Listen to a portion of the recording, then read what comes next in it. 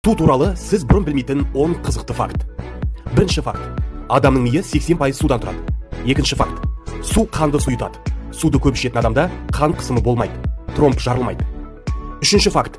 Адамның іші қатып қала беретін болса, ағзада судың жетіспеуінен су асқазан ішек жолдары ауруларына бірден-бір ем.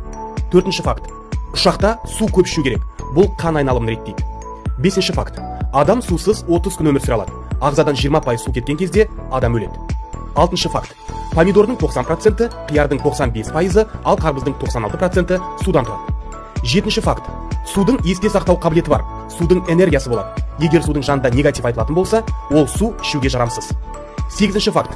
Әлемдегі ең таза ауыз су Финляндияда. Одан кейін Норвегия, Швейцарияда. Ал Қазақстан 52-ші орында. Тоғызыншы факт. Біздің пластикалық бөтелкеден ішетін суымыз өлі су. Оның құрамында ешқандай минералдар жоқ. Адам ағзасына пайдасы жоқ. Тек туалетке ағып кетеді. Оныншы факт. Таза ауыз суға байланысты соңғы 50 жылда 21 соғыс болған. Су ішіңіз, таза су ішіңіз.